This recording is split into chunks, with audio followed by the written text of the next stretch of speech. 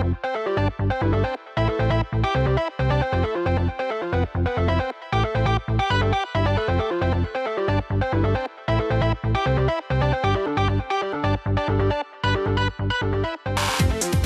everyone. Welcome back to the Graphic Multiverse.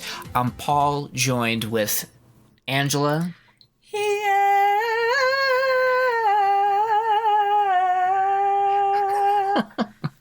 Hi.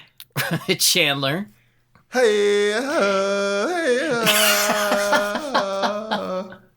And Rob. I'm just going to say hello at risk of, I don't want to offend anybody. I don't.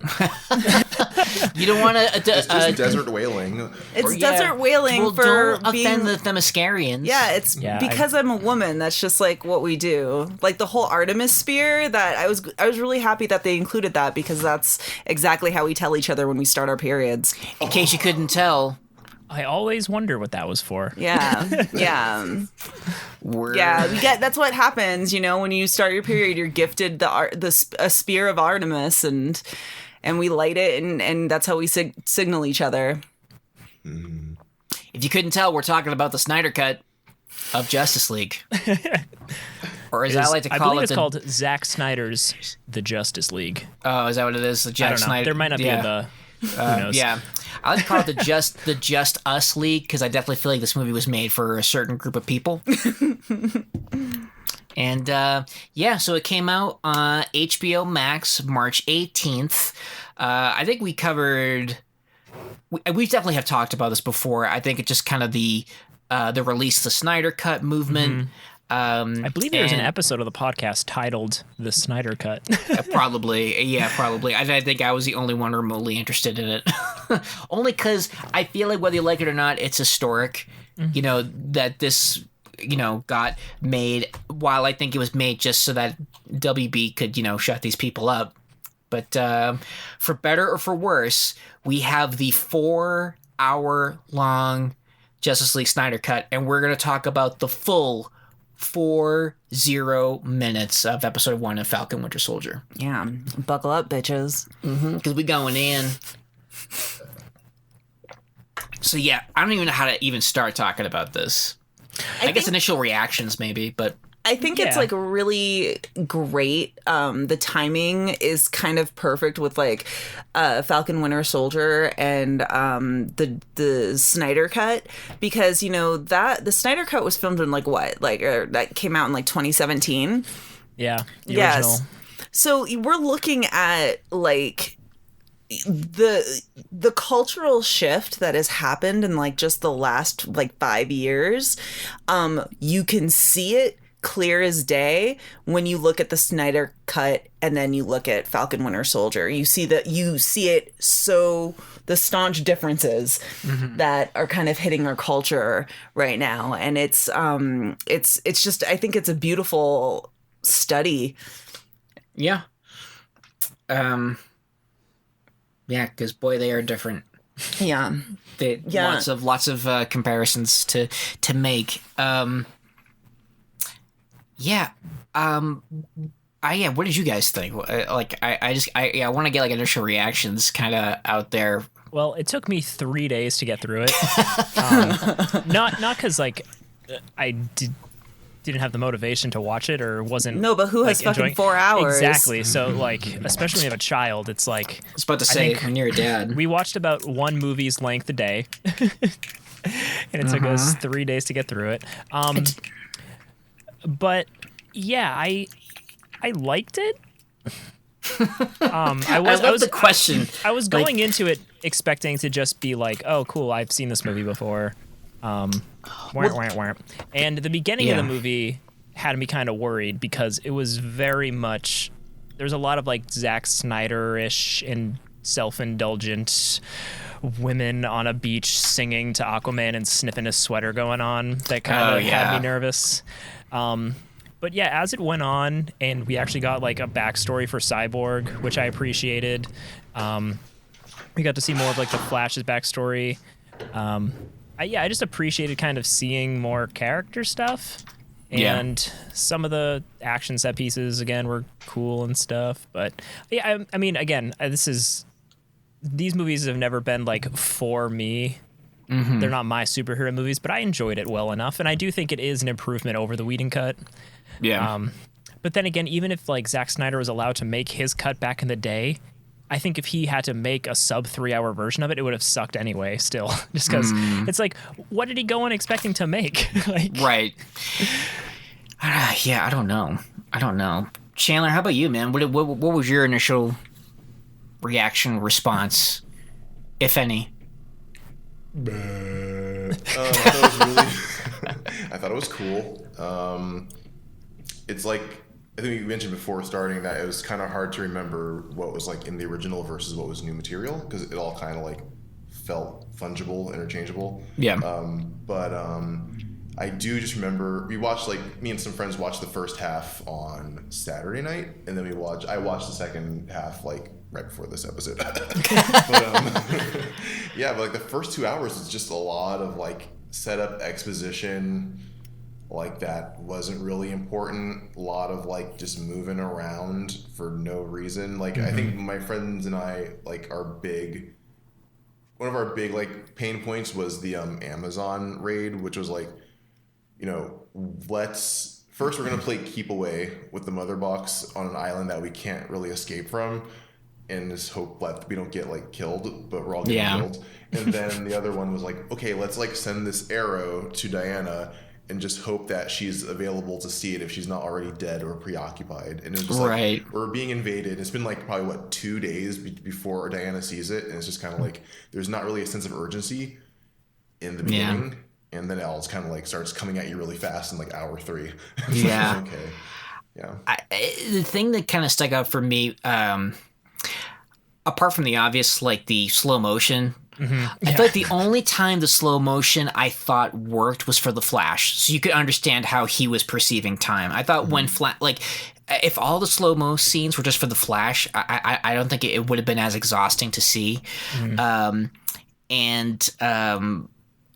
think the other two things that really stood out to me. One was the brutality of this movie. The way Wonder Woman is taking out those terrorists, like those dudes are dead, and doing it in front of a bunch of school children was, you know, I think I just love Wonder Woman, but when I was watching that scene and she was just like sliding, bouncing bolts around, I was just like, cool. Yeah, but so there was that, and I kind of found myself being afraid of Superman, which is something I never want to feel watching a movie.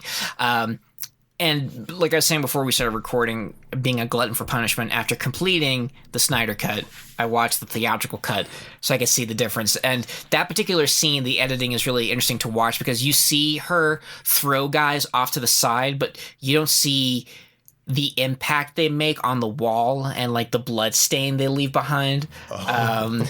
Yeah, and what she does to the guy, you know, when she kind of clasps her, you know, gauntlets together. See a body. It's definitely an intense moment, but there's no, you know, exterior shot of the impact or the smoking hat drifting down. There's like none of that. So that's always kind of the big thing for me is like, oh God, yeah. And just the fact that we have like another reference of the Batman Omega nightmare thing, like it just, yeah, I don't know. I just found myself being afraid of Superman. Is it a nightmare or is it a premonition or is it like? Well, apparently it's a premonition, but I'll get to that later when we talk about the planned Justice League trilogy that Snyder wanted to make. So yeah, I don't know. I think the thing I just kind of kept asking myself, I'm sorry, talking about Zack Snyder gets me emotional. I just didn't know what the point was. And the reason why I say that is because for one reason, Warner Brothers has said that the Whedon cut is canon. So Snyder Cut, I guess, doesn't really matter to any future movies that come out. And the way that the Snyder Cut ends, it was just kind of like, why did all of this money and energy go into something that's it's just like a dead end? Like on the one hand, I'm happy for Snyder, like as an artist, that he kind of got to do the movie that he wanted to do, you know, and you know the tragedy that kind of the tragedy and Warner Brothers that interfered him from completing it. Like, there's the one hand where I can appreciate that, but the other hand, I'm just like I just can't imagine, like, hypothetically, let's say that there was a unfinished Russo cut of the Avengers, and we put all of this money and energy into it, and Kevin Feige's like, yeah, but this doesn't count. It's not canon. So the cliffhanger it ends on, we're not going to expand on it. It doesn't matter. A part of me would be like, well, then why in the hell do I want to watch it then? I mean, yeah, it's cool to watch, but it's like this. I think that's partially because of our nerd brains. Yeah. Because regular people don't know and probably won't care, and I think like for like Warner, like HBO Max, they wanted something flagshipy to kind of launch the totally. service with. I mean, from a business point, I totally get it. Like, yeah, you want to have something on your streaming service. I'm sure you want to shut the fans up. Like for the business side of things, I totally get it. Maybe I don't know, but again, that could be just me. That I'm just kind of like, why am I getting invested in this? Well, no, I understand that because after the last season of The Mandalorian, and they kind of teased like Grand Admiral Thrawn, I was like, I don't really know anything about that character. And then like I looked online at like the books that were written, like the extended universe Star Wars stuff, and then there's like the trilogy in the '90s that like everybody always talks about, but like not Shadows of the Empire. Something, I don't know, the first thing that he was written in, and I was like, oh, I hear those books are really good, and then I was just like, but they're not canon, so they don't count. So so I'm just gonna deprive myself of quality books potentially. Because in my head all of a sudden it just goes from like good to fan fiction, even though it could be like an incredible book. It's just my stupid nerd brain won't turn it off. No, I mean that's a good point, and I think that's definitely how I operate, especially after over 10 years of the Marvel stuff, where continuity is so essential to like even now, like before recording, I was wishing my stepdad a happy birthday, Jimmy, if you're listening, and was saying how like, listen, you have to watch Ant-Man and the Wasp, then watch Endgame, then you can watch WandaVision and Winter Soldier. Because if you just jump into those two without seeing the first two, you're not going to know what's going on. You won't know what's going on. You're not going to appreciate it. So maybe I've been hijacked by Marvel. Yeah. Although this isn't a movie that you can just jump into sight unseen, really. Like, it's like, why is Superman dead? It's like, what is this spaceship? There's a lot of stuff that, like, if you have no idea what happened in the previous movies, you're probably not gonna know anything about. But that being said, like, it kind of worked on me at the end. I was like, I kind of want to see where this is going. I kind of want to. If they said they were making one, I was like, I'd go see it. I kind of want to see what happens next. I think the way you can't look away from a car crash, where it's like, man, I like Batman's ragtag of Mira in a desert. Yeah, post like Justice League Wasteland. Yeah, I kind of like that too. I've also I've always loved like Elseworlds and like What Ifs and stuff. And the Nightmare stuff has like tons of like Injustice vibes, considering it's just Superman being bad. Right, because of Lois dying. Yeah. Wait, so are they really going to do a trilogy, or are they not doing that? No, I don't think they are. They said it's who knows? Because once upon a time, I would have said that we'll never get the Snyder Cut, and we did. So who knows? But I really don't want that. Yeah, and I don't want that because I feel like I can't really say I know I'm excited to see what happens next, because I'm not. Like, I was not looking forward to this movie. And I hated kind of like every moment of it, but I tried to like, take it like as an opportunity, meditation. Mm-hmm. It's nice, like, oh, what can I learn from this? And, cause in actuality, I mean, all of Zack Snyder's work is pretty much just dripping with his, political philosophy. Which it's like which I am personally fundamentally like not down with. It's just like this weird blend of like Ayn Randian like objectivism and yet at the same time like Christian masculinity. It's like the weirdest thing, and it's like everything that I kind of think has been like really just wrong with our culture, and it's just like amplified. And I mean, it's down. It's like in everything, in every moment, which is why I think that his Superman has always just like felt so off to everybody, because it's the complete opposite of what Superman represents. And yeah, because I mean, Justice League was basically the perfect blend of nihilism, self-interest, and like Christian masculinity. Like you add just like one disappointed like LGBTQ like person of color and you have like a summoning spell for a conservative. I mean, that's pretty much the whole thing.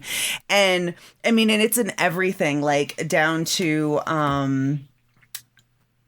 like every like paternal figure in like the Superman movies, and especially in this, like with Barry's dad and with Alfred, even, you get the message of don't waste your life or time for things like empathy and family. You are obligated to no one but yourself. Like that is the message. I mean, we got that hardcore from Pa Kent. We got that hardcore from Barry Allen's dad. Like, you know, why are you going to criminal justice? It's like, I don't know. Maybe it's because his fucking dad's in jail. Like, what are you talking about? Like, like he's like, no, you have to pursue your self-interest. And if your self-interests align with saving the world, then that's just awesome for the world, but you're not beholden to anybody but yourself. And that's such like I think a really sick way to see the world and to see each other, because we're a social species. We wouldn't have anything without communication and working together. Like, we would not survive without each other and the sense of community. So it's just like, it's a really hard thing to kind of swallow. And I mean, the whole reason why the Snyder Cut was like 4 hours long was just the slow-mo. I tried to actually tally the slow-mo sequences, and I had 2 slots, one for just like the slow motion and a special slot for slow motion with bad music. And I lost count after about an hour and like a little over 20 tallies. And I was like, there's an alarming amount of slow motion. Like, in this movie. he wants us to know that he is making a film and that it is, the grandeur of it is on a scale that we just can't comprehend. And he wants to he wants to remind us about how important what he has to say is. And he's like releasing a black and white cut too, isn't he? Yeah. It's funny because to me, the best stuff Zack Snyder ever directs is when superheroes are fighting in real speed. Yeah. I think he directs full speed superhero fights better than almost anybody, but he just has to go slow motion. I'm like, yeah, I get it. You want to see, but like when Superman is like moving around and like, it looks like an anime. It looks like you're watching like live action Dragon Ball Z, which I think is cool. Right. I mean, just like the opening sequence, like as soon as we start, Superman is like echoing his death scream oh my God. across the globe. I was so confused at what was happening at that point. I was like, did he die in this movie? Was this Batman vs Superman? I'm so confused. Because when a white man dies, apparently it echoes across the globe. It's just like, oh my God. Like I think I'd like I forgot about my that. eyes from that. It's so funny that you mentioned that because in the Whedon cut, the beginning is the kids interviewing Superman, right? About losing your car keys, easy to lose, but it's always close by. And his face looking all stupid. Oh yeah, mustache mustache gate. But then the following clip is the entire world's how they have been impacted by his death, and I don't know. I part of me kind of liked that more than the primal scream, because the whole like loss of Superman you didn't feel at all in this movie. No. They Batman was like, I owe him something, but in my head I was like, why? No, that's how I felt though across the board with the whole movie. I felt that way. I didn't feel anything. I was told that this is important, Right. and that these women are singing and lamenting at the loss of the man going into the water who brought them fish, and it's like, what the hell? Shit. Like, he made it a point to tell us how great and how important this is, because it wasn't great and it wasn't important, and it made me feel nothing. So you know, too, there's a one shot after that where Batman takes a helicopter to take a plane. It was like, oh, this guy's going places. Like the stakes, like the whole sequence, his like Lord of the Rings like travel sequence across that the went on for mountains. so and then, long. And then when they meet each other, it's literally just like puffed up chests and like bristling their feathers, and they're being like, "Hey man, there's a tale of a guy that comes out of the ocean," and like Aquaman's like, "Fuck you, fucking piece of shit. Why are you in here talking to me like that?" And you're like, yo, and he's like, "I got a lot of money. I could pay handsomely just for a few words outside." And you're like, ugh. And it's like, why can't any male character come in contact with each other just like a normal person? Why does it have to be like, "I got money, I'm big and strong and can swim underwater"? Like, I don't. And let's fight about it. Yeah, I always thought it was so weird that in both cuts, Batman is throwing his identity around willy-nilly. Yeah. Like, the next scene is like, oh, Bruce Wayne, and just like a bat. Like, damn. So that wasn't like, you know, it was interesting to see what was like a Whedon thing and what was a Zack Snyder thing.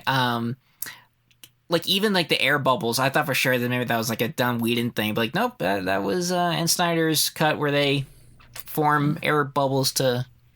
That was another thing. After seeing the Aquaman movie, which was just like colorful and vibrant and fun, and then every time it went to Atlantis, it was dark. Mira's hair was gray. Willem Dafoe looked 200 years old. Yeah. And I was like, what happened to the fun? And Mira has a British accent in this. She doesn't in the Aquaman movies. Yeah. She's like, you know, "How dare you speak of our fallen mother." I made her Cockney, sorry. I can't do any other accent. No, but like, go all the way. And it says, "Oi, Arthur, where you been? We got a world to save." No, I mean, it was just like, I kept thinking, wait, why is she British? And then in the Whedon cut, she's not British. And I'm thinking maybe that's why it's not canon, because they don't want to go and recut everything else for continuity's sake. I just wanted to start. What?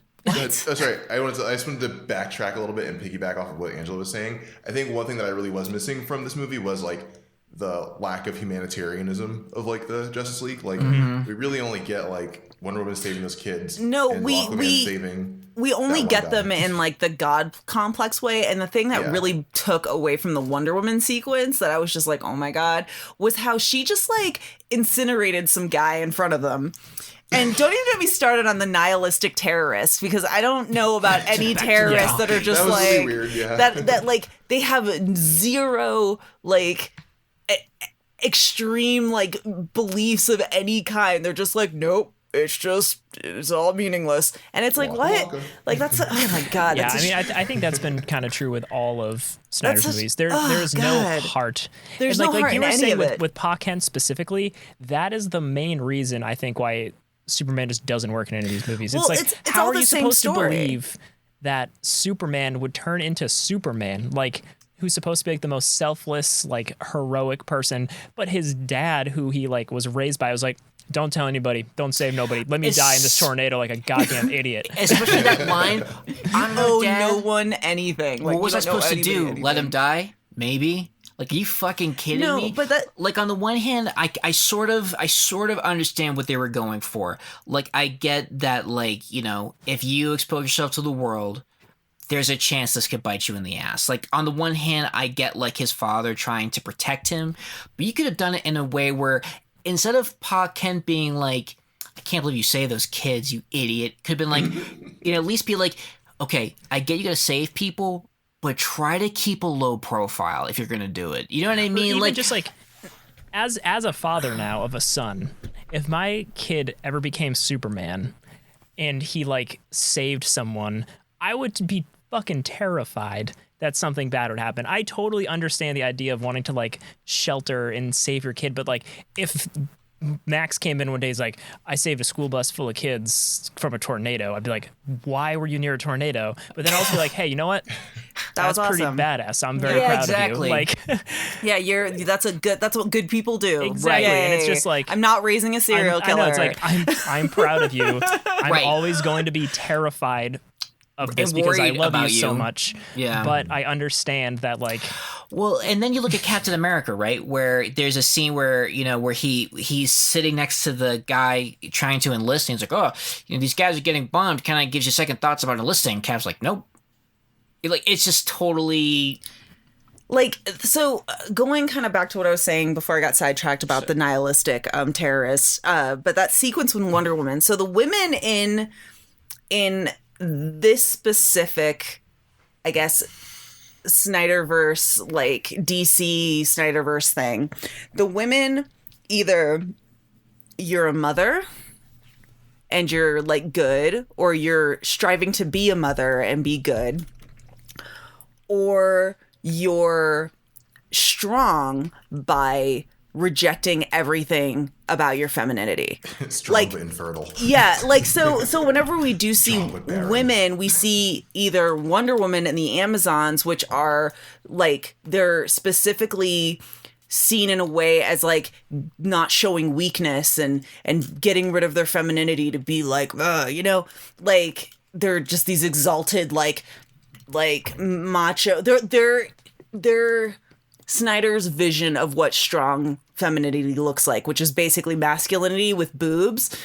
And then you see like, Martha, and you see freaking Lois Lane, who are just like, and then the singing, lamenting, like Scandinavian ladies, like they're all just these like, ah.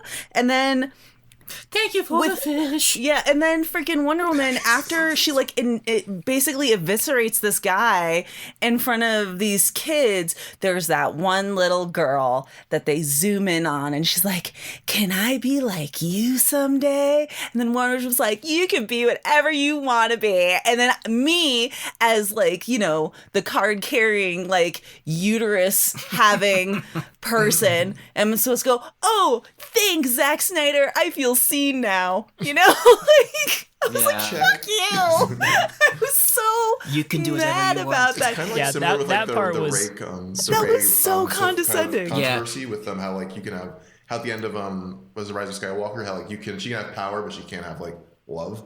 So you just kind of give up one or the other. And Yep. that's kinda Yeah. like, Yep. damn. Nope. And it's just like, Can't have shit. yeah, no, we can't be like, three-dimensional human beings. That is That is not asking for way too much. No, that's what That is the not in men budget. have. The men have personality and things like character Listen. and strength and money. Women, you guys either are lamenting moms or Thank you for the fish.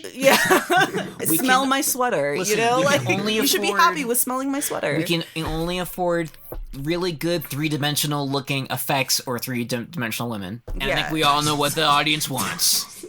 Thank you for the fish. yeah, like, I don't know. I don't think I'll ever watch this again. Yeah. Nope. Ever. Well, and I'm sure as fuck never watching the Whedon cut again. Yeah. But like, Sorry, I don't know one how quick you question. did that. Like the final like fight scene wasn't like in the Whedon cut. It was a lot more like red and orange and like Yes. kind of Yeah. a fever dream. And then there was the Okay. Russian family that was like in Yeah. Chernobyl, living in Chernobyl for some reason. Yeah, okay. Yeah, I'm it not was crazy. Sokovia Part 2. Yeah. Right. Yeah. Yeah. Wait a minute, was it like a family in like a tub?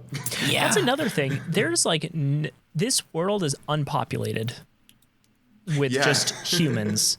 Yeah. Like be the Batman vs Superman, like oh, we're in this deserted area, let's fight here. And I was like, Like, wait, if you what? think about it, like in Gotham, you see a cop leaning on a car or something, and then Yeah. there's a small village in Scandinavia, Yeah. apparently, Yeah. and Thank you for the fish.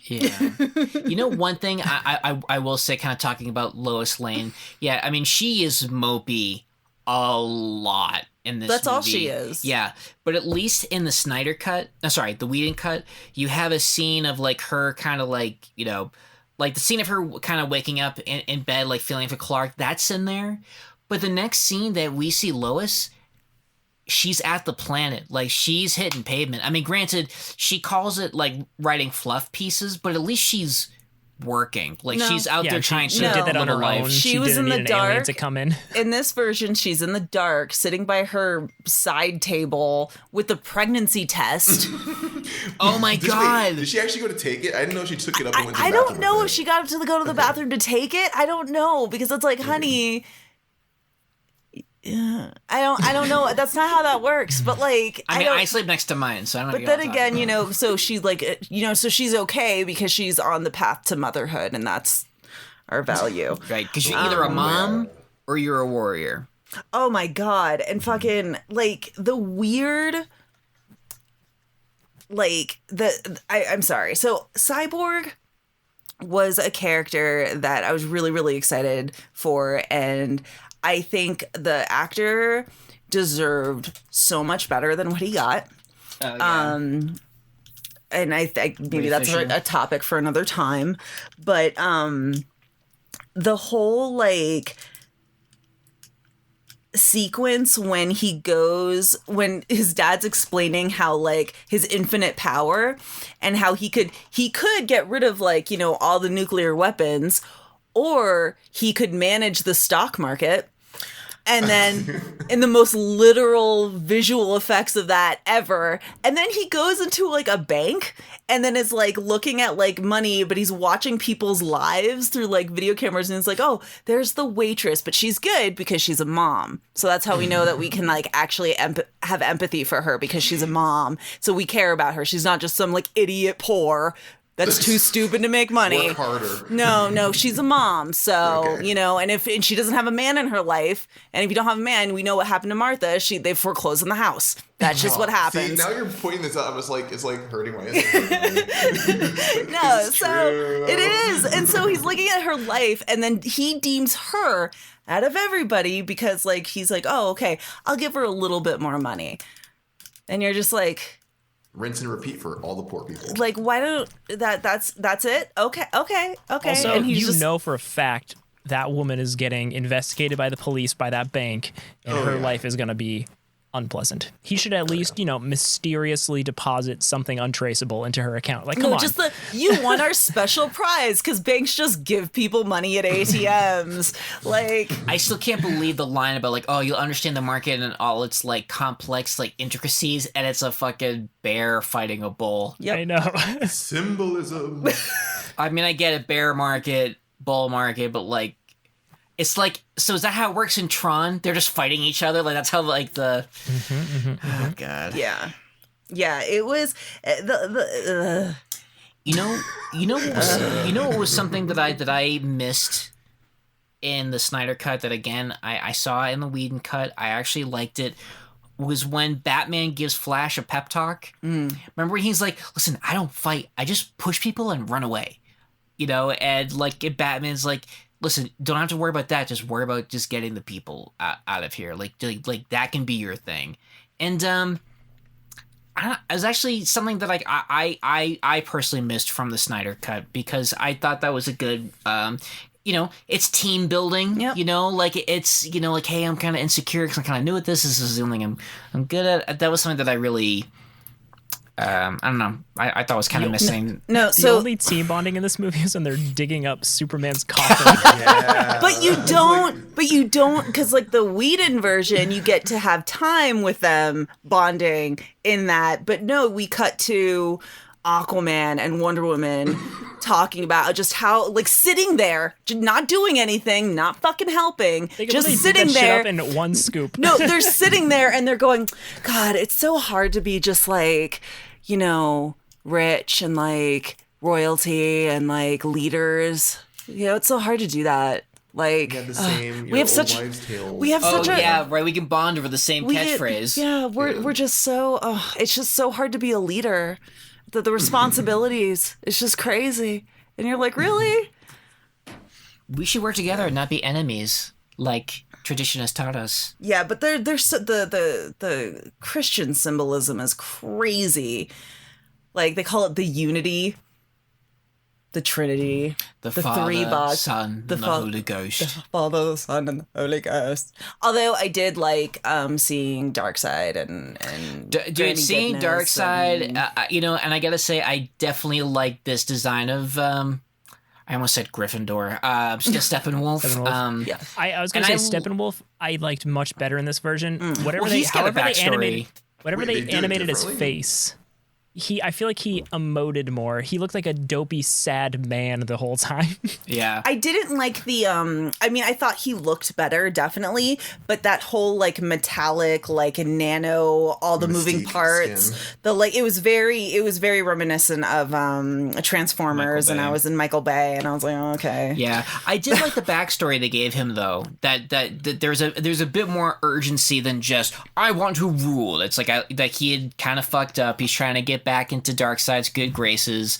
I mean, it wasn't a whole lot, but I kind of liked that there Which was is the motivation. You understood why he was the bad guy, because in the Right. Whedon version, I was like, "Who is this guy? Why? right. What?" And he's kind of a creep. Remember in the Whedon cut where he's like he tells the Themyscirians like, "Oh, you will love me." Oh yes, you will love me. It's like Definitely ugh. don't remember that. I But do yeah, not gross. remember that at all. I only remember because I watched it like yesterday. No. Also, everything is crazy colorful in the Whedon cut. Like, there's You like could flowers in Themyscira. The grass is green. You can see It's crazy. things. Yeah. Yeah, no. That's all Well, I got. I think we should move on to something we probably all enjoyed. Falcon and the Winter Soldier. Yeah. Yeah, because I feel like we would end up just bitching about the Snyder Cut. For too Can we long. just talk about just the fact that that Bucky is like in therapy, and that's like a part of the plot, and his therapist is a character, and you're just like, oh, look at that. Mental health is important. And She's that not breastfeeding while giving Bucky a I therapy session. know. She has value. Like she still has Not a mother, value. probably. Like yeah, like what the fuck? Like and it's okay for him to like he's still capable of killing people, even though he's getting like mental help, like he's still like a strong and the fact that like you have someone like Sam who's trying to help his sister, and they have crazy financial issues, and the way they're treated by the bank, it's like, oh, look at that. Look at that. Like, isn't that interesting? Yeah. Yeah, well, clearly they're playing like because Falcon was originally from New York City in the comics, wasn't he? Like he Yeah. wasn't from.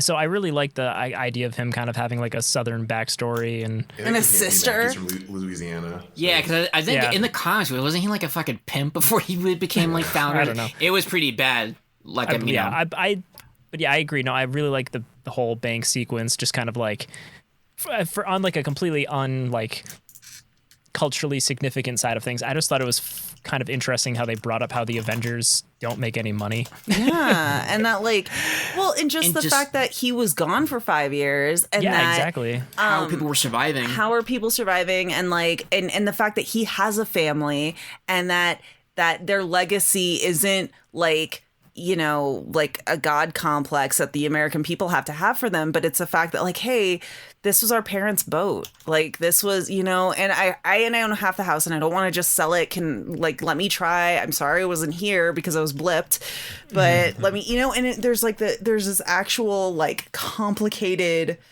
relationship and with people, with like real people. Yeah, I like so many conflicts on like different fronts. Yeah. Yeah, I'm super excited for how this is going to keep building up because Yeah. it was It's like super. It's all just like really grounded. That's Yeah, well- true. It's really refreshing after WandaVision that it's like it's so far people don't have superpowers, or at least in the sense that it's not like magical or anything like that. I mean, Sam has wings. I mean, Bucky's got a robotic arm in the serum, and maybe somebody else does. But for the most part, it's pretty.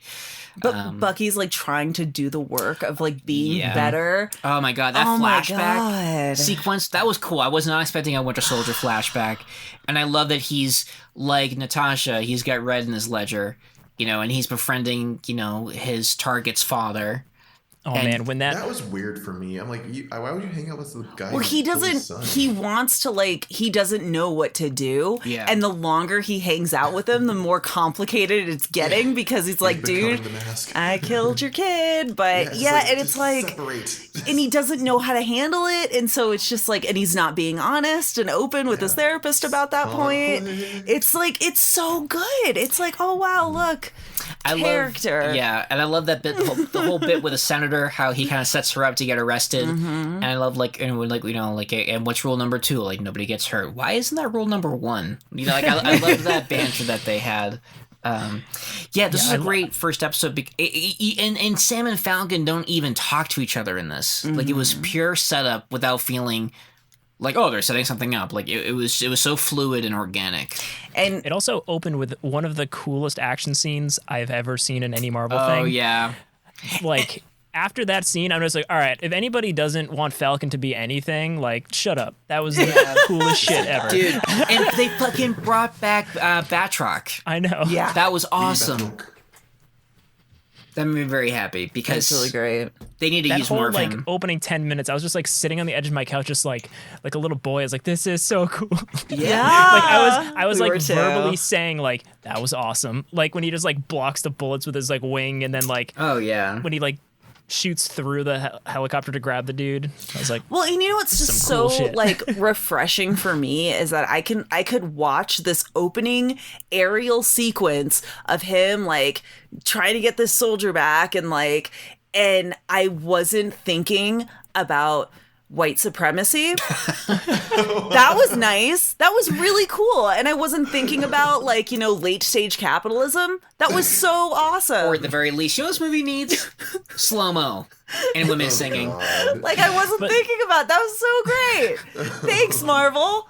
Fuck. God. No, I watch these movies to escape. Like, I can't watch a Justice League movie without fucking being weighed down by the realities of our world. Like, no. Fuck. Why aren't you pregnant, lady? I know. Nobody's like, oh God, nobody's fucking lamenting and smelling sweaters and like, ugh. It's like, Yeah, it Jesus. just made me disappointed in you, Angela, because you don't do that when I leave. You don't fucking smell my shit No. or like sing a song to No. me. Like, come on. No, I don't. No, I'm not. yeah, Thank you for I the like, fish. I like how they front loaded the action and then the rest was all just character stuff, Oh, which was yeah. all awesome. is so good. Good cliffhanger too. I thought you felt so bad for Sam. He donates the shield. They just fucking turn around That and give it to scene was somebody just else. Like, well, yeah, because he's just like, he's like, I don't feel like this belongs to me. And then he gives it to the senator. And he's like, you're doing the right thing, Sam. And then like a day later, they're like, hey, look at this goofy ass white dude walking out with it. Well, here's Does the not look good in thing. that helmet. This is the thing when you already have like good writing and films that have already established certain things and they do the work of actually setting stuff up. The writing team didn't have to do anything to get us, the audience, like hating this guy. We don't know anything about him. We don't even care it's Kurt Russell's kid. We're just like, fuck that guy. He is not Steve, you know? Like, Yeah, and we're they so definitely made his hat or his mask look stupid intentionally. Oh, totally. Because if he is eventually going to be the U.S. agent or that character, it's like in the comic books, like everybody's just like, it's like, you're not Captain America. It's just like, you're not, no. Like, Yeah. we're never going to like you as much as Steve, all right? It made me viscerally angry. Like frothing at the mouth. Like, just like, what the hell is that? How dare he? Yeah. It was great. Yeah. But yeah, so I wonder, and I liked the, what are they called? The Flag Smashers is like that group, the other kind of bad guy group. Yeah. Yeah, and I'm curious to see how Zemo is gonna play a part in that. Yeah, I wonder if he's going to be associated with them or he's just another level of things. But I do like how it kind of ended with, what's his name? Falcon's new friend who got beat up. Oh yeah, Investigate. How they like kind of stopped on that main guy who had like the long hair, and you could tell that Falcon's probably thinking, that kind of looks like Bucky. So I think the next episode might start with him. What are you doing? Yeah, and Up he's to like, your you got a tricks? haircut. Never mind, I guess I can't be you. Yeah, I'm excited wherever it goes, and I know Ange will disagree with this, but I'm kind of looking forward to seeing what Sharon Carter's story is going to be, because the last time we saw her was in Civil War, not on the right side of the law, by aiding Captain America. So, like, is she going to be like a fugitive nomad type sitch? We don't know, but I'm excited. I feel like for a show that only has like 6 episodes total, there's a lot of plates spinning in the air. Oh yeah, and I'm very excited. Yeah, and it's and I know they're gonna pull it off, because we were kind of saying something similar about WandaVision. Like, how are they gonna wrap this up? In the last episode, I thought they did a pretty good job. So, but I like how so far, it's all kind of dealing with the consequences of what happened with Endgame, or not even just consequences, just how people are just fucking adjusting. Yeah, it's just kind of like grief. Yeah, just like this time, it's like the loss of like Steve, like this guy that was kind of like the guiding light of both of these characters, is gone. Yeah, and I was talking about this with Andrew recently, I still don't buy Captain America going into the past and staying there. I do not buy it for a goddamn second. Yeah, it's nice. If I never read any of these comics and I only knew the movie characters, I would say, oh, that's nice. But knowing what, and Rob, I know you're big Cap fans, like knowing what we know about this guy, I just can't imagine him kicking back while all this terrible shit's going on. And I like to believe that he was doing his thing. He had his little farmer's almanac and was just like, I'm gonna push some things in some certain directions. Yeah, I know, and that's kind of my theory, is that like I'm hoping for like a Secret Avengers where Cap and his Howling Commandos are behind the scenes, but yeah, I don't know. I mean, at this point though, I just think we're just so spoiled. I kind of feel bad even complaining, because we just have so many good like solid films and series out there. Yeah, and WandaVision like made 2 characters that had like no real chemistry or backstory or anything in the movies, like 2 of the most like my favorite characters in the MCU now, because I feel like them so well. So I'm super excited for similar to happen with Falcon and Winter Soldier. I want to see Lethal Weapon with these 2. Mm-hmm. I want to see just like buddy cop, just two guys bickering, going on adventures. Yeah. I am here for that, 100%. Also, I think this is super smart. I don't know if they intended it to kind of go this way, but having like all of the movies, and then they have to kind of rebuild now that like Captain America's gone, Iron Man's gone. Yeah, there's Black no Widow's Avengers. gone. Yeah, so and like all these other characters that were there and people liked, but it's like before WandaVision, you're just like, oh, Wanda and Vision, they're cool, I guess. But now you're like, oh, I love them. Right. And like people are like, oh yeah, Winter Soldier and Falcon are cool. But like by the end of this, you're gonna be like, oh no, these guys are awesome. Oh, so yeah. like when they inevitably do make like another big team up thing, it's all characters everybody's gonna love. And that's what I can't wait for. So much time with all of these characters, so it's like the new Avengers, man. Like Doctor Strange, Spider-Man, Falcon, Cap, Winter Soldier. Like it'll be great. White Vision. Because I don't know what else to call him. The new Vision. Maybe he'll crash land in like a paint factory and come out with all kinds of cool colors. But yeah, I'm looking forward, because I love that they brought it up in Spider-Man. Far From Home, like in the beginning where they're talking about the blip, and it's like, wait, but like, what are we gonna do if like aliens come back? Like, who's gonna protect us then? Like one of the kids asked in that news report in the beginning, like what's gonna happen now? So, yeah, and then knowing that we got Hawkeye coming our way too, yeah. Oh God, I'm excited to see whatever, And then with Captain Marvel potentially being in the new Avengers lineup. Oh, girl. Mm-hmm. Yeah. There's a lot of good stuff happening.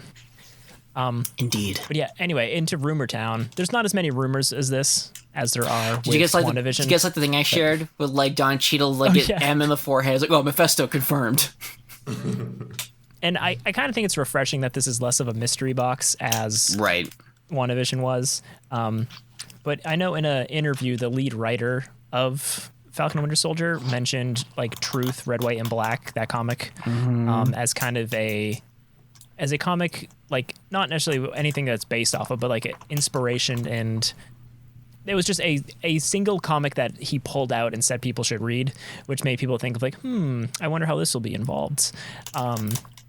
And since they've already kind of said that this show is kind of these two characters kind of like grappling with like who owns the shield, what does it mean to be Captain America, like does there need to be a Captain America, like all these big things. And I think the idea of bringing in the story from Truth, like with the dark origins of the American super soldier serum, right? Yeah, super soldier serum would add like another really interesting layer to that, because then at this point it's just like, then especially we can introduce Patriot, Young Avengers. Yeah. Exactly. But just like learning about the backstory and how like even Captain America, this person they love and everybody loves, was built upon this like horrible like human rights atrocity. Yeah. And again, just like built off of the back of like African Americans in this country. And then just like, I think that'd be interesting for like Sam's character to grapple with. Well, just like, because there's a line he says in one of the trailers about like the history of this shield is complicated. So that might be said later on when we kind of get a bit more. And we have I forgot the actor's name, Lumbly, who did like Martian Manhunter for Justice League. He's cast in the show, but they're not saying who he's playing. So it'd be kind of cool if he's Isaiah Bradley. Yeah, I just think that'd be kind of an interesting. It would have like repercussions through the whole MCU, and you wouldn't necessarily have to like focus on it per se just in the show. But I think if this is all about kind of like who deserves to be Captain America, what does it mean to be Captain America, what is the symbol of it, like that'd be kind of a cool, interesting take to kind of dive deeper than the surface for the show. Oh, totally. And yeah, it would be like, yeah, I think having a period piece like set in the 40s with somebody like Captain America, I think it's good that they, because even though it's science fiction, those are kind of still things that need to be discussed and brought to light, and I think super important, and I'm just excited to see how that's all gonna play out. Yeah. But anyway, I read all of Truth today for the first time. That's so good. It was fresh in my mind, and it is really good. Yeah. But yeah, like I was saying earlier, I don't know why it's not brought up more in just like random comic discussions. Because it's black people. I mean, it's true. And that is a very sad truth, I'm sure. But it is. People are like, that's depressing. Let's not talk about that. Why can't they just smile and be happy for the opportunity that they've been given? We have a black president. Get over it. I know. Racism's over. Yeah. We fixed it. And Barack Obama. Whatever. Also, we freed you from slavery, so a little appreciation couldn't hurt. We brought you culture. You're welcome. So I typed it into Google. One of the reasons, apparently, I don't think they've printed it, like even a trade since its original printing, because trade paperbacks for it are going for $150. Oh, wow. So Marvel, you should probably get to printing this, unless there's some weird rights or That's something. crazy. It's got to have been a couple years, because it was still in print when I was still at the shop. I remember buying it at Comicopia, and I remember Don. He bought a copy. He bought two, one to read and one to keep. We always kept it in stock, so It's so good. It's on Marvel Unlimited, so if you have it, if you have that, I mean, you can read it there, which I highly recommend. Yeah, it's just such an interesting and like just depressing story, of course, but yeah, I do like how like the last issue or two they bring in Steve Rogers too, who you kind of find out is kind of digging into this because he just found out about Isaiah Bradley for the first time. Yeah, and he's trying to do right thing. Kind of come to grips with it as well, which is again kind of plays into if they kind of use this in Falcon Winter Soldier as like maybe Zemo knows about this and he's going to try to screw with the U.S. government or something. So I know you guys probably like talked about it, but like I had to put lotion on Domino because that's where my life is. It's like great. But I did like that Captain American Truth is definitely like it makes you think about like the Tuskegee yeah, exactly, like stuff and like all that stuff. So it's just I think it's really good, and I think it's definitely a worth reading. Yeah, highly recommended. And it's just as like I forget what the slimy military / Nazi asshole guy is, but it's just like the stuff they say in this that was written in 2003. It's just like it's still the same crap Trump and his cronies were spewing the past 5 years. It's like it's so nothing changes, and it's so depressing. Yeah. Well, we appreciate you all listening in. Yes. This actually be our last episode, and we're all gonna fucking kill ourselves after. It's just like such like a downer. No, but it's truth. Yeah, it's a powerful story. Oh, absolutely. Everybody should read. It's beautiful. It is. It is. And it has a nice ending. Ish. You know, I mean, like all the pictures on the wall of all the people that he met in his life and what he did, and you know. And yeah, let's get some Patriot. Young Avengers. Because they're clearly like slowly working towards a Young Avengers. Oh yeah, because we got Kate Bishop coming up. Mm-hmm. They got Miss Marvel. Yep. Is coming. They kind of had Wanda's kids. Yep. I think they're going to come out in the Mouth of Madness or the Multiverse of Madness. Oh, that movie. I'm looking at that page in Truth where he's looking at Captain America's looking at all the pictures, and it's all like drawn pictures. It's him with like Muhammad Ali and like a bunch of random. There's a photo of the writer of the comic book. Or no, I think it's the artist with Ice Cube, it looks like. And then there's just an actual photo of Stan Lee. Nice. Yeah, now I wanna read it again. It's definitely worth a read. Oh, totally. That being said, what have you guys been reading this week? Or watching? Or thinking about watching? So, I mean, half my time was spent watching the friggin' Snyder Cut, because that was long. Like, that was intense. Yeah. It's almost as long as Cleopatra, the like 8-hour movie. Yeah. With Elizabeth Taylor. Mostly, so I finished reading the 7th book in the Expanse series. How was it? Which was quite good. It was, all of the other books have kind of taken place in kind of like a chronological, not too big of a gap between the stories, but this one was like a 30-year time jump, which was a fun little change of pace. Mm-hmm. But I finished that, which means the Dark Tower is now on my nightstand. Ooh. So book club. Hopefully within the next month or so we can get a Gunslinger book club going. Oh, I'm so excited. Chandler, do you still want to read it? Yeah, actually, I reserved it on my app, and it just got off hold, and I borrowed it. So I have 14 days to read it. I'll reread it as well. I know. Oh my god, you guys. Stop it. My birthday's in July. Like, happy birthday, Paul. Oh my god.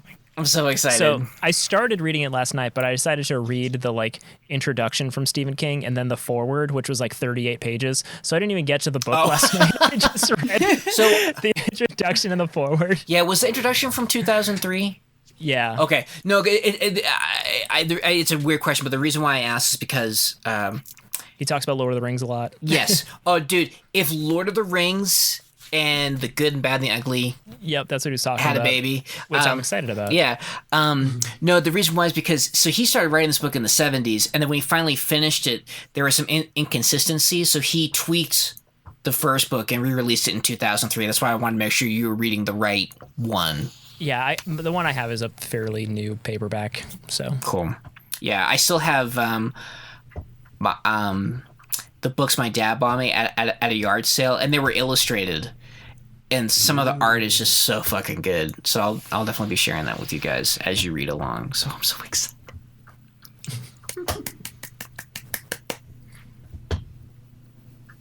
Okay. Thank you. I've been watching Attack on Titan still. I made it to the second season. How is it? The second I season. still have no idea what's going Oh, on. really?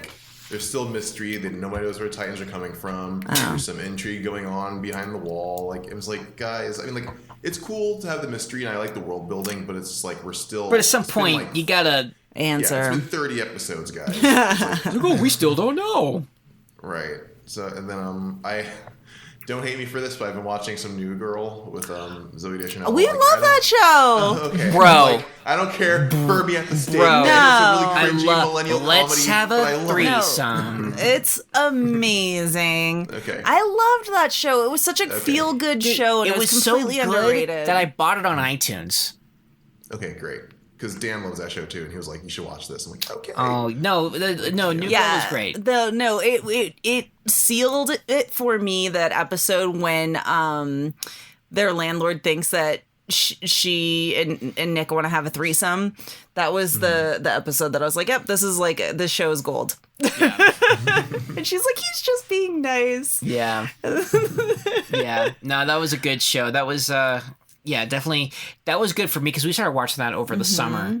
And we needed that. we did. Because last summer, everything about last year was terrible. And so it was nice to have that to kind of... so yeah, no, New Girl's great. I love New Girl. It's Schmidt. I love Schmidt. Winston was my favorite. I like Winston too. Yeah, no, it's all great. Jake, right? The bartender, Peter Parker in Spider-Verse. It's all good. Cool, man. Anything else you've been checking out? Nope. I watched. Well, I'm still reading Dawn of X, but Yeah. No. I watched Alan versus Pharaoh. Oh yeah. Yeah, that was really good. The HBO. Yeah, Sabina's been watching that. what's that about? Mia Farrow and Woody Allen. Yeah. Yeah, Woody Allen being the disgusting human. Well, because I remember when that was happening, like in the early 90s. I remember when that happened. And I remember my takeaway as a child, like, because everybody was just like, oh, Mia Farrow's crazy. Like, Mia Farrow's insane. And when I grew up, it wasn't until, like, you know, I would see her in films and I'd be like, oh, yeah, didn't she go crazy or something? And then it was like, oh, no. Oh, no. Oh, no, I was so wrong. Yeah, there is something. Oh, my God. Yeah. Something's up there. So definitely check it out. Yeah, That's really good. Definitely check it out. Yeah. That's pretty much it. Yeah. You know me, just reading horrible shit. Yeah.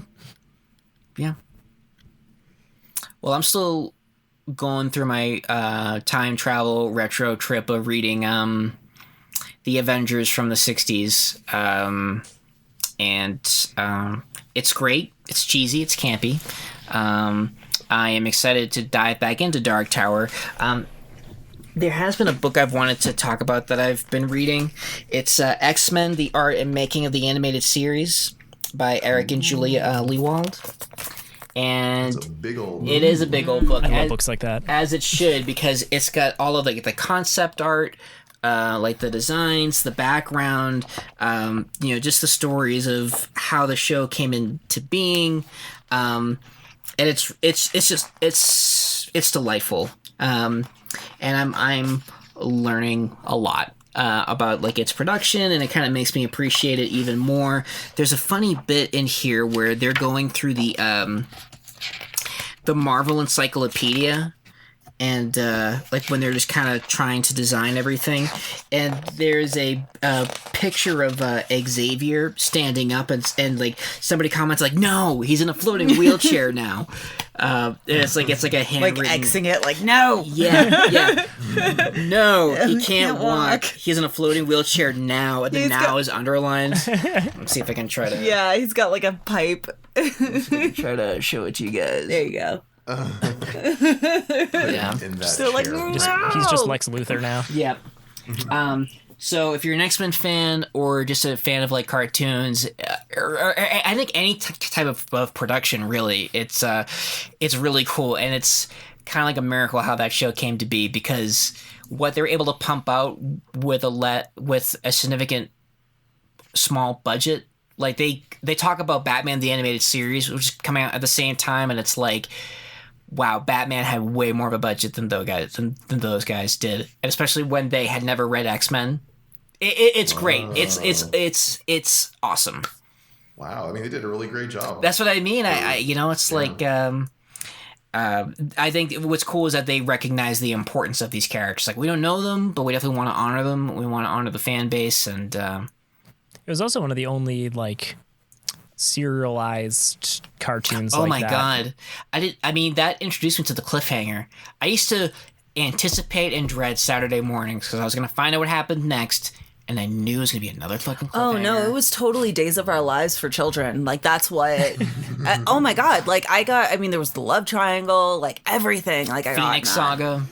I think I was too young to fully appreciate that type of depth to the cartoon. I just thought it was cool, and I was also, like, 4 years old. But I think for me personally, as far as cliffhanger goes, I think Dragon Ball Z watching on Toonami was, like, what really... settled in, because there's like, and now next time on Dragon Ball Z. Oh my God, like, you get whole Still episodes of charging their attack. Yeah, the whole episode was just them charging and yelling at each other. And that was what followed the cliffhanger. So you're just like, it's still hanging. Yeah, like it was just like they'd have like four, like the whole whole vagina. No, the Frieza fight. The Frieza fight was like, Thank you for the fish. The worst.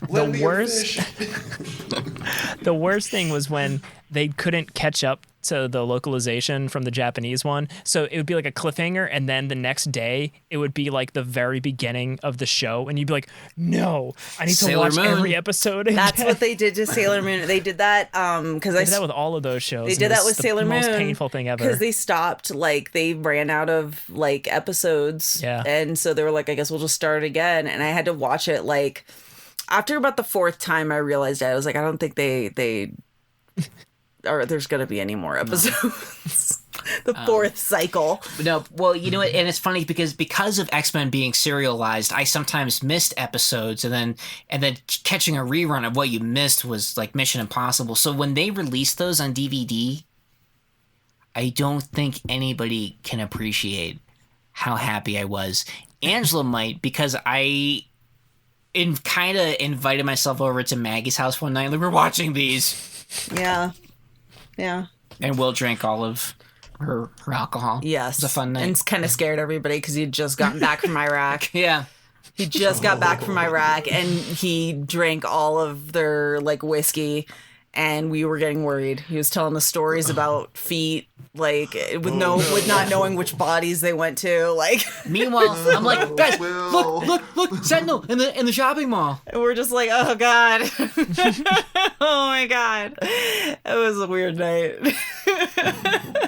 But not because of X-Men. The X-Men was actually made things a lot nicer. X-Men was great. X-Men made things a lot, like, nicer. And it's like, oh, okay. It's a little bit better. Yeah. It was a weird night. Yeah, so... And then we got married. And the rest is history. Which you can chronicle and listen to, because all of our episodes are on iTunes. Because we started this before we got married. No. Did we? I think we did. so. I think Like our 2015. 2015. Oh, shit. Yeah, we we got did. married in 2015. Yeah, but it wasn't until May. We were recording that, But- like, winter. But if there's the We Got Issues web yeah. series, that's Oh. pre-dating. Yeah. Yeah. Oh, I remember we recorded in that bar. That was like Oh, so God. fun. I For hated you, it. maybe. Loud as hell. It but was- it was I like, hated it. No, because you guys were getting hit on by the freaking Oh, the promoters. You were getting hit on by the I promoters. was. No, you weren't. Not me. You weren't. No, you guys weren't getting. I was getting hit on by the promoters, and Oh, it's yeah, like of course you were. Shit, I wasn't. it was. I mean, look at you. Put me in a fucking sports bar on a freaking Thursday night, and they're like, "Oh, you While the have Celtics legs. are playing. You're And wearing it's like, lipstick." I'm talking about comic books surrounded by people who would have kicked my ass for reading comic books. That was awful. I hated that. I hated that so much. Dirty Water TV. Yes, what's a weird thing that was. That was kind I of. remember seeing it, and I was just like, how did this happen? Well, that's what kind of prompted the podcast, because Rob was like, I think we could do something better where people would be way more comfortable. Yeah. This is there are still photos out there of us sitting in that fucking bar. I'm sorry. I feel bad for enjoying it. No, I'm glad somebody had I'm Feels like glad my you had first time, fun. like on camera. I'm like, really glad having you had talk. fun. Yeah. I think aren't some of the really old like Suffolk studio videos still online too somewhere? I would not be Maybe. surprised. Maybe. I know we still have all of the interviews that we shot at New York Comic Con. My Yeah. favorite though about the Suffolk videos, that Suffolk studio, was that each episode we were still trying to figure out the layout. So in some episodes, like I would be huge and Paul would be really small. Wait, can I see these episodes? Oh yeah, I remember We should I remember put it on the hearing you site. We doing should them, put and I the- came and hung out a couple times, but I remember seeing the final issue thing, and they're all like squished and stuff. And I was like, I feel like I should help, but We should put those pictures up on the site. Yeah. So people can Listen, see like I how was in school. That was the time to learn. Please, I'll be so happy. Yeah, no, I remember. Well, the crazy thing was that studio really wasn't being used, because I got a part-time job there, and they were filming a show called Don't Retire, Inspire, That's stupid. and like in a local like news class. So I was like, hey, can I do like a show about comic books? I remember everyone telling me, oh, you should talk to Rob. I'm like, okay. So The friendship was born. it was great. I remember the first time. Well, I don't know if I remember meeting Rob. I remember my earliest memories was it Gerald Perry's class? I think so. Yeah, one of those. Let's just watch a bunch of movies classes. Those were great. It was the Paul Schrader class, Yeah, wasn't Paul it? Schrader. That's how I got introduced to pickpocket. But yeah, and then Rob saw me high as a kite when I got back from my colonoscopy, because there was because Paul Schrader was giving a lecture, and Perry was like, our professor was like, you can't miss it, because things he says is going to be on the final. It's like, oh shit, I can't cancel the colonoscopy, and I got to go to this, and I was still so fucking drugged up. I remember I don't even remember how I got there. I remember sitting down and being like, I want ice cream, and like got up and fucking left the building and went to a 7-Eleven and came back with like ice cream and Doritos. I don't know. It's like the fun times. If you want to hear more, subscribe. Okay, bye. Enjoy your issues.